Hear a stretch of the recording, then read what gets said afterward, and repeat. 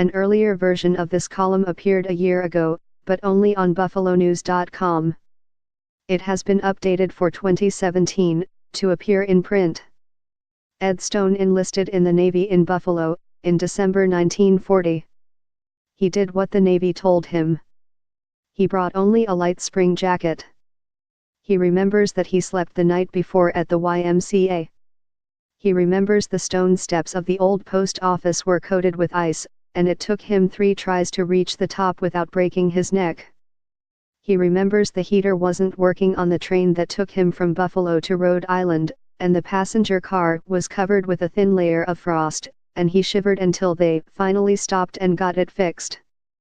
Ed was 17. He enlisted in the Navy because it made economic sense. His mother died of tuberculosis when he was 11.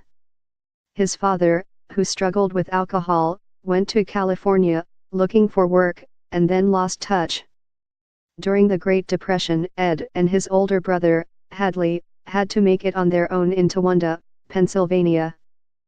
After high school, the Navy seemed like the best option.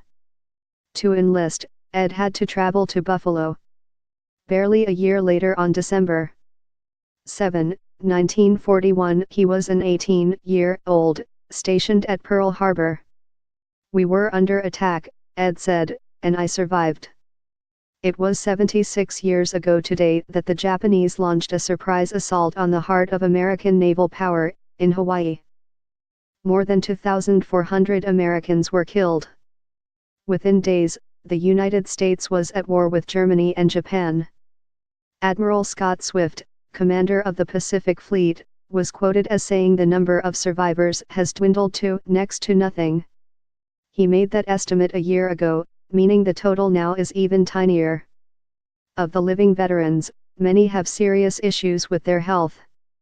Wedding photo: Ed and Eleanor Stone. Family photo: Ed Stone is the exception. It is difficult to believe any Pearl Harbor survivor has more energy, period. Last Sunday, he drove to New Hartford in central New York to share what he calls my little talk on the attack. He came home, packed his bags and drove to Binghamton for a gathering of veterans of his submarine group, then he stopped to pay a visit to a friend in a nursing home. "She was happy to see me," he said, which made the trip worthwhile. At 94, Ed, a widower, lives in Syracuse, in the house that he and his wife, Eleanor, bought in 1950.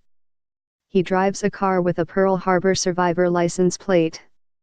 He sends emails, casually scans photographs, and is comfortable on the internet.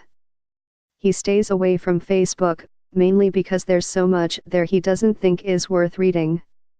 He also keeps a drum set in his living room. Ed has played the drums since he was a child.